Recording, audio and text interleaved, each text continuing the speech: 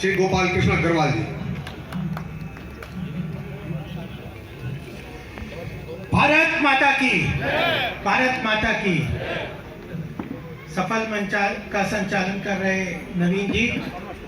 आज के इस कार्यक्रम के मुख्य अतिथि डॉक्टर अंतुल तेवतिया जी, इस कार्यक्रम की अध्यक्षता कर रही मोनिका सिंह जी, हमारे भारतीय जनता पार्टी की यहाँ जिले की उपाध्यक्ष पुष्पांजलि जी, सुरेंद्र सिंह जी जो यहाँ पर अररिया के ब्लॉक प्रमुख हैं, हमारे मनोज चौधरी जी जिनके विचार सुने, और अभी ओजस्वी वक्ता के रूप में हमने होराम सिंह जी को अपने विचार रखते हुए सुना, संजय बिसारिया जी और संजय जी और ब्लॉक प्रमुख ऑफिसर यहाँ पे, और उपस्थित यहाँ पे सारे भाइयों बहनों, ब्लॉक के प्रमुख और पंचायत सदस्य और जिला पंचायत सदस्य, यहाँ पे महिलाएं बहनें और सब यहाँ आए, आप सबका बहुत बहुत अभिनंदन। आज जैसे मैंने कई वक्ताओं के विचार सुने, पहले थोड़ी देर मैं पंचायत की बैठक में भी थोड़ी देर रहा, जिस तरह से सरकारी योजनाओं को पदाधिकारी के लोगों ने पंचायत के सदस्यों के सामने रखा, उन योजनाओं को सबके सामने समझाया और उस योजनाओं से कैसे समाज के हर व्यक्ति अंत्योदय के रूप में उसके साथ जोड़ने का जो यह कार्यक्रम हुआ, मेरा पंचायत सदस्य पंचायत की बैठक में रहना कभी हुआ नहीं है, पहली बार मैं ये रहा हूँ, तो मैं मोनिका जी और उनकी टीम का और आप सबका बहुत बहुत अभिनंदन करना चाहता हूँ। तालियों से सब पदाधिकारी और मोनिका जी का अभिनंदन करता हूँ। देखिए, यहाँ पे लोगों ने विचार रखे, कई प्रधान ने, कई गांव के जिले के प्रधानों ने यहाँ पे रखा और बताया कि 53 प्रोजेक्ट्स का आज यहाँ पर शिलान्यास अंतुल जी और अपनी मोनिका सिंह जी के द्वारा कर कमलों से हुआ, और 4.5 करोड़ का यहाँ पे जो कार्य यहाँ पे हुए हैं, और इतने कम समय में लोगों ने बताया, प्रधानों ने बताया कि कभी इस तरह का तेज विकास क्षेत्र में नहीं हुआ। और एक बात हम सबके सामने यहाँ पे आई थी, सबका विकास, सबका प्रयास, और उसमें सबसे बात महत्वपूर्ण है सबका साथ सबका विकास, और प्रधानमंत्री जी ने एक बात जोड़ी है कि सबका प्रयास, और वह उसका मूर्त रूप यहाँ दिखने को मिलता है कि सबके प्रयास से यह विकास होता है। अभी जैसे बताया कि बजट एक अपने आप में बड़ा महत्वपूर्ण कार्य है, जो अभी इस 1 फरवरी को हमारे प्रधानमंत्री जी ने पार्लियामेंट में वित्त मंत्री जी ने रखा, और वह उसमें उन्होंने मुख्यतः से ये कहा, उसमें काफी प्रक्रिया से हम जुड़े हुए थे।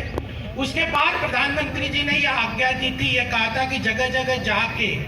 इस अमृत काल के पहले बजट को, भारत की स्वतंत्रता को 75 वर्ष हो गए और हम अमृत काल में प्रवेश कर चुके हैं, और 2047 में जब भारत की स्वतंत्रता को 100 वर्ष पूरे हो जाएंगे, इस 100 वर्ष के पूर्ति के समय में हम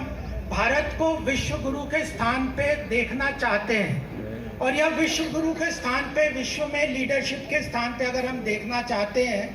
तो हमें आर्थिक विकास के एक अपने आप के एक मॉडल के रूप में पूरे विश्व के सामने रखना पड़ेगा। बिना आर्थिक विकास के, बिना सारों के सामूहिक प्रयास और इंक्लूसिव डेवलपमेंट के सामूहिक विकास के, कभी भी विश्व किसी देश को की बात सुनता नहीं है। आज पूरा विश्व हमारे भारत की तरफ देख रहा है, चाहे G20 जैसे प्रमुख इंटरनेशनल प्लेटफॉर्म की अध्यक्षता हमारे आदरणीय प्रधानमंत्री जी के पास है, और विश्व के कई प्लेटफॉर्म पे, यूनाइटेड नेशंस के प्लेटफॉर्म है, इधर सब प्लेटफॉर्म पे भारत को प्रमुखता से स्थान मिल रहा है। चाहे अमेरिका को देख लो, फ्रांस को देख लो, जापान को देख लो, पूरे विश्व के लोग आज भारत में निवेश करने को तैयार हैं। अभी उत्तर प्रदेश ने इतना प्रमुखता से, सफलता से Uttar Pradesh global investor summit को सक्सेसफुली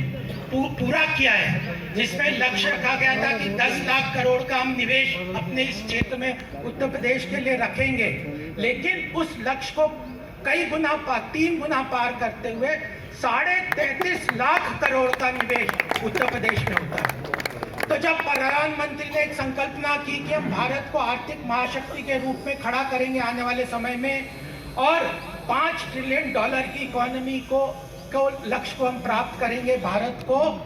तो उसमें हमारे आदरणीय योगी जी ने कहा कि उत्तर प्रदेश का उसमें बहुत बड़ा योगदान होगा और रहेगा, और उसके लिए उन्होंने अपने लिए भी लक्ष्य रखा कि हम उत्तर प्रदेश वो भारत की आर्थिक प्रगति में जो महत्वपूर्ण स्थान इसको मिलना चाहिए, इतने वर्षों से नहीं मिला, उसको प्राप्त करने के लिए $1 ट्रिलियन यानी देश के 20% अर्थव्यवस्था की भागीदारी उत्तर प्रदेश के लिए सुनिश्चित करेंगे। उस लक्ष्य को प्राप्त करने के लिए इतना बड़ा प्रावधान ग्लोबल इन्वेस्टर समिट के रूप में योगी जी ने किया है। आज 8% का हमारा योगदान है, और इस आर्थिक प्रगति के अंदर 20% के योगदान को हम लेके चलेंगे। तो योगी जी ने बिल्कुल स्पष्ट कल्पना हमारे सामने रखी हुई है कि भारत की अगर अर्थव्यवस्था में प्रगति होनी है तो उसका रास्ता उत्तर प्रदेश से होकर गुजरता है, और उत्तर प्रदेश की प्रगति का रास्ता अगर गुजरता है तो अपने इस क्षेत्र से, गौतम बुद्ध नगर, बुलंदशहर, खुर्जा, इस सब क्षेत्र से होकर गुजरता है। और पूरे, मैं तो विश्व में कई जगह जाता हूँ, देखता हूँ कि लोगों का जिस तरह से उत्तर प्रदेश के प्रति जागरूकता है, जिस तरीके से वो इन्वेस्ट करना चाहते हैं, वह बहुत अच्छी तरह से इस बात को समझते हैं कि उत्तर प्रदेश की वर्तमान जो सरकार है योगी जी के रूप में, वह चाहे इंफ्रास्ट्रक्चर हो, लॉ एंड ऑर्डर हो, महिलाओं का सम्मान हो, जन कल्याणकारी योजनाएं, उन सब को लेके आगे बढ़ने के लिए भारत की प्रगति के लिए उत्तर प्रदेश का महत्वपूर्ण योगदान रहेगा, और हम सबका सौभाग्य है कि हम इसके साथ जुड़े हुए हैं। लेकिन मैं एक दो बातें और प्रधानमंत्री जी की बात से कहना चाहता हूँ कि अमृतकाल का बजट तो उन्होंने रखा है, ये पहला बजट है जिसमें भूमिका रखी है, इसमें कृषि क्षेत्र के विकास के लिए बहुत सारी बातें हैं, महिलाओं के विकास के लिए बहुत सारी बातें हैं, युवाओं के रोजगार के लिए बहुत सारी बातें हैं, इंफ्रास्ट्रक्चर डेवलपमेंट के लिए बहुत सारी बातें, प्रावधान है, जन कल्याणकारी योजनाओं के लिए भी बहुत सारे प्रावधान हैं। तो वह कई बार प्रधानमंत्री जी कहते हैं कि इस देश में अगर विकास करना है तो समाज के अंतिम व्यक्ति तक उस विकास का जो है पहुंचना बहुत जरूरी है। अगर ग्रामीण क्षेत्र का विकास नहीं होगा, अगर ग्रामीण क्षेत्र में हर व्यक्ति का, चाहे महिला है, पुरुष है, युवा है, गरीब है, किसान है, उस हथकरघा के कर्मचारी है, उन सबको सामूहिकता से लेकर अगर हम नहीं चलेंगे तो देश का विकास नहीं होगा। उसी के आधारभूत शिरा के रूप में इस बजट को सरकार ने रखा है, और आने वाले 25 वर्ष में भारत को आर्थिक महाशक्ति के रूप में खड़ा करने के लिए बहुत प्रतिबद्धता के साथ काम करेंगे।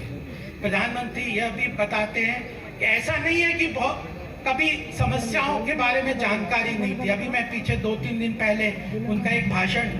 इकोनॉमिक टाइम्स की ग्लोबल बिजनेस समिट में सुन रहा था, आप लोगों ने भी शायद सुना होगा। उन्होंने कहा कि इस देश में समस्याएं सब जानते थे। उन्होंने एक एग्जाम्पल दिया कि जब 1962 में हमारे, उससे पहले आदरणीय नेहरू जी हमारे देश के प्रधानमंत्री थे, उन्होंने एक वक्तव्य दिया था कि अगर देश में शौचालय जो है, अगर हर व्यक्ति को अगर शौचालय की सुविधा उपलब्ध हो जाएगी तो मैं मानूंगा कि देश की प्रगति हो गई, विकास हो गई। ये समस्याएं सबको पता थी, ऐसी कई समस्याएं देश में पता थी, लेकिन समाधान के रूप में बढ़ने का काम आदरणीय प्रधानमंत्री मोदी जी ने पिछले 9 साल में किया है।